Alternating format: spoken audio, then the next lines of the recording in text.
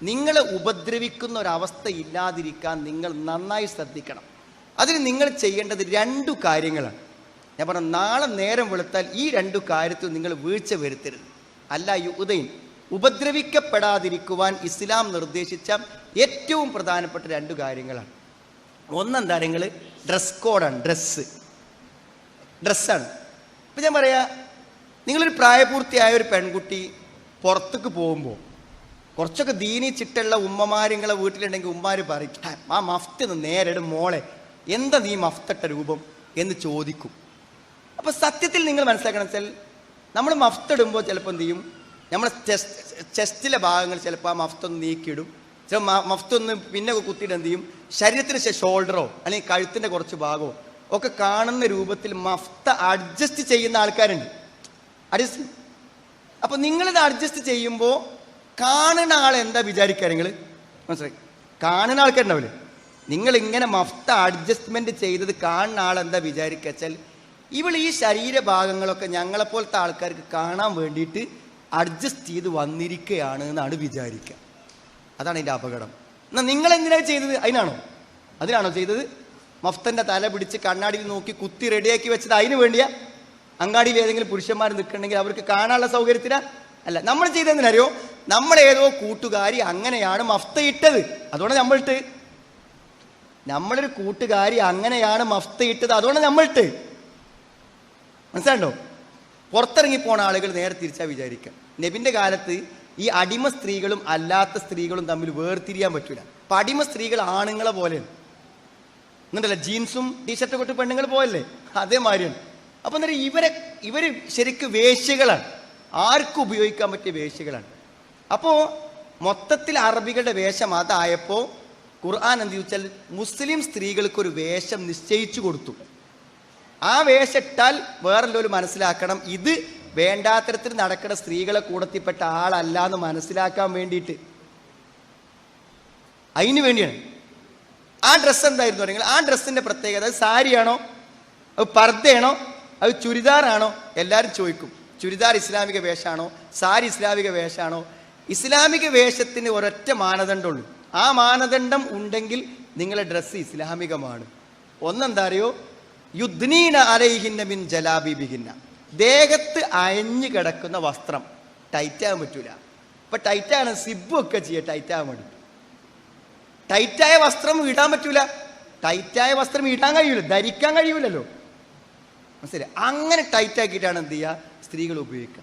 ഇപ്പോൾ നോക്ക്, നിങ്ങൾ ശരിക്കും എന്താണ് ലെഗിൻസ് പോലുള്ള സാധനങ്ങളൊക്കെ ഉപയോഗിക്കുന്നത് ടൈറ്റാവാൻ വേണ്ടിയാണ്. ശരീരം വസ്ത്രം ഇട്ടാലും ഇടാത്ത പോലെ ഫീലിംഗ് വേറെയുള്ള ആൾക്കാർക്ക് ഉണ്ടാകാൻ വേണ്ടിയിട്ടാണ് അത് ചെയ്യണത്. 3 നിബന്ധനകൾ ഇസ്ലാമിക വസ്ത്രത്തിനുണ്ട്. ഒന്ന്, മുഴുവൻ മറയണം. കഴുത്ത് കാണാൻ പറ്റൂല, മുഴുവൻ മറയണം. 2, അയഞ്ഞ വസ്ത്രമായിരിക്കണം, ദേഹത്ത് തൂങ്ങിക്കിടക്കണം, അയഞ്ഞു കിടക്കണം.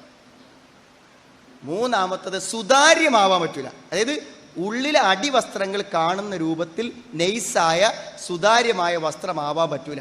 ഈ 3 കണ്ടീഷനോടും കൂടെ വസ്ത്രം ധരിച്ച് എത്ര പേരുണ്ട് എന്ന് പറഞ്ഞ് ഞാൻ കൈ വെക്കാൻ പറഞ്ഞാൽ ആദ്യം ചോദ്യം പറഞ്ഞ മാതിരി തന്നെ കാരപ്പുണ്ടാകുക. ഫസ്റ്റ് ഒരു ചോദ്യം ചോദിച്ചില്ലേ, ആരും കൈ പൊന്തിക്കാത്ത അതേപോലെ. ഈ 3 കണ്ടീഷനും പൂർണ്ണമായും എൻ്റെ വസ്ത്രത്തിലുണ്ട് എന്ന് പറയാൻ ധൈര്യമുള്ളവർ കൈപൊന്തിക്കുക എന്ന് പറഞ്ഞാൽ അതാ സംഭവിക്കുക. ഞാൻ പറഞ്ഞു, ഒന്ന് പോയി നോക്കണം. ഇതിൻ്റെ പ്രശ്നം കാര്യങ്ങൾ ഇങ്ങക്കല്ല പ്രശ്നം. നിങ്ങൾ ഈ ഡ്രസ്സിൽ അഡ്ജസ്റ്റ്മെൻറ്റേറ്റ് പുറത്തിറങ്ങിക്കഴിഞ്ഞാൽ സ്വാഭാവികമായും നിങ്ങളെ ആൾക്കാർ നോട്ട് ചെയ്യും. അവർ നിങ്ങളോട് വേണ്ടാത്ത രൂപത്തിൽ പെരുമാറും. അവരെങ്ങനെയെങ്കിലും നിങ്ങളെ വശീകരിക്കാൻ ശ്രമിക്കും. അതിന് വലിയ പണിയൊന്നുമില്ല. എന്താ പറയുക, നിങ്ങളെ ഒന്ന് പ്രശംസിച്ച് പറഞ്ഞാൽ മതി. ഓ, ഇത്ര ചൊറുക്കുള്ളൊരു കുട്ടിയെ ഞാൻ എന്നെ അല്ലാതെ കണ്ടിട്ടില്ല എന്നൊരു പുരുഷൻ നമ്മളെ മുഖത്ത് നോക്കി പറഞ്ഞാൽ അവൻ എന്തുദ്ദേശിച്ച് പറഞ്ഞാലും തീർന്നു. ഞാൻ ഇന്ന് ഓർക്കുന്ന ഒരു വീട്ടമ്മയെക്കുറിച്ച് 3 കുട്ടികളുണ്ട്. മനസ്സിലായില്ലേ? ഭർത്താവ് താക്കോല് കൊടുത്തയച്ചതാണ്, വണ്ടിൻ്റെ താക്കോല് ഒരിടത്ത് കൊടുത്തയച്ച്. അപ്പം ആ താക്കോലിട്ട് വന്ന ആള്, ഈ സ്ത്രീ ആ താക്കോല് വാങ്ങാൻ വേണ്ടി നിന്നപ്പോൾ ആദ്യം പറഞ്ഞു, നിങ്ങൾ എവിടെ ഒരു പരിചയമുള്ള മാതിരി തോന്നുന്നുണ്ടല്ലോ. ഒരിക്കലും കാണാത്ത ഈ വീട്ടമ്മനോട് പറയാണ്, നിങ്ങൾ എവിടെ കാണാൻ വേണ്ടി. അപ്പോൾ സ്വാഭാവികമായിട്ടും കുറച്ചേരം അങ്ങനെ നിൽക്കൂലേ.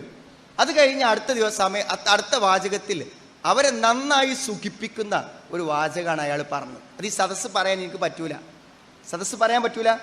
ഞാൻ പറഞ്ഞത്, പിന്നെ ഒരവിഹിത ബന്ധത്തിൽ അയാളുമായി ആ വീട്ടിൽ നിന്ന് അവൾ പിടിക്കപ്പെടുകയും 3 കുട്ടികളെയും ഭർത്താവിനെ ഏൽപ്പിച്ച് അവൾ പോകേണ്ടി വരികയും ചെയ്തു. ഒരു വാക്കും വേണത്, ഒറ്റ വാക്കും, ഒരു മെസ്സേജ് മതി.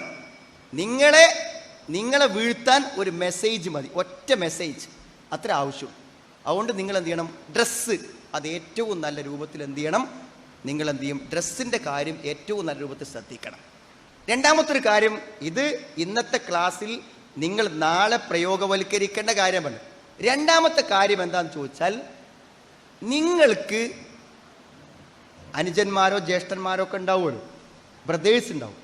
നിങ്ങൾ ആ ബ്രദേഴ്സിനോട് എങ്ങനെയാണോ പെരുമാറുന്നത് അങ്ങനെ തന്നെയാണ് നിങ്ങൾ ക്ലാസ്സിലുള്ള ആൺകുട്ടികളോടും പെരുമാറുന്നത്. അപ്പോൾ നിങ്ങളോട് ചോദിക്കും, ഞാൻ എങ്ങനെ അത് അറിഞ്ഞു എന്നല്ലേ ചോദിക്കുക.